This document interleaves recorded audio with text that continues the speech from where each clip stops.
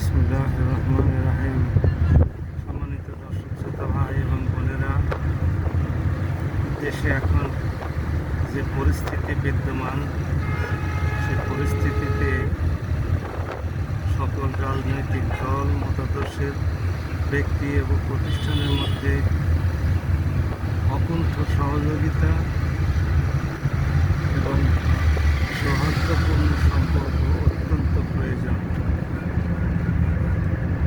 আর এটি রক্ষা করতে গেলে একে অপরের প্রতি সহনশীল আচরণ প্রদর্শন করতে হবে এবং কথাবার্তা বলার সময় অত্যন্ত সচেতনতা অবলম্বন করতে হবে। কিন্তু দুঃখের বিষয়, আমরা লক্ষ্য করছি যে রাজনৈতিক দলগুলো, বিশেষভাবে সরকার এবং বিরোধী দল, একে অপরের দেশের উন্নয়নে সহযোগী হলেও তারা একে অপরের বিরুদ্ধে বক্তব্য দিয়েই চলেছেন। এতে উভয় দলের মধ্যেই মিশ্র প্রতিক্রিয়া সৃষ্টি হবে এবং প্রতিটি দলেরই তৃণমূল পর্যায়ের সমর্থকদের মধ্যে বিভ্রান্তির সৃষ্টি হবে, বিদ্বেষ সৃষ্টি হবে, হানাহানি সৃষ্টি হওয়ার যথেষ্ট অবকাশ আছে। তাই আমরা সকল রাজনৈতিক দলগুলোকে, বিশেষভাবে সরকার এবং বিরোধী দলকে তাদের বক্তব্য দেওয়ার সময় অত্যন্ত সচেতন এবং সতর্কতার সাথে বক্তব্য পরিবেশন করার জন্য অনুরোধ করছি। গোটা জাতিকে ঐক্যবদ্ধ না করলে এই অবশ্যম্ভাবী মুশকিল এবং সমস্যা থেকে দেশকে পুনরুদ্ধার করা সম্ভব হবে না। মধ্যপ্রাচ্যে যুদ্ধাবস্থা বিরাজ করছে। হরমুজ এবং বাব আল মানদেব প্রণালী দিয়ে আমদানি রপ্তানি প্রায় বন্ধই হতে চলেছে। এর ফলে বাংলাদেশে জ্বালানি তেল, গ্যাস, সে সাথে বিদ্যুতের বিভ্রাট, আমদানি রপ্তানি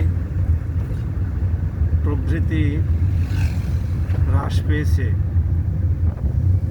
এই অবস্থা থেকে নিষ্কৃতির জন্যে সকল দলের এবং পক্ষের একে অপরের প্রতি সহানুভূতি এবং অকুণ্ঠ সহযোগিতা অত্যাবশ্যক।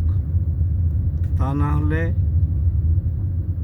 এই বিপর্যয় থেকে দেশকে রক্ষা করা খুব অসুবিধাজনক হয়ে যাবে, যেটা সরকার বা বিরোধী দল এবং আপামর জনগণ কারো জন্যই কল্যাণকর হবে না। আমরা তাই সকল পক্ষকে সচেতন থাকার উদাত্ত আহ্বান জানাই। শিল্প কলকারখানাগুলো উৎপাদন বিঘ্নিত হচ্ছে। কিছু কিছু শিল্প কলকারখানা বন্ধ করে দিতে হচ্ছে। সরকার ইতিমধ্যে অফিস আওয়ার কমিয়ে দিয়েছেন। যেখানে সপ্তাহের 7 দিন অফিস করলেও অতীতের জঞ্জাল দূর করা সম্ভব নয়, সেখানে সরকার যদি প্রতিদিন 1.5 থেকে 2.5 ঘন্টা করে কর্মঘণ্টা কমিয়ে দেন, তাহলে কাজের চাপ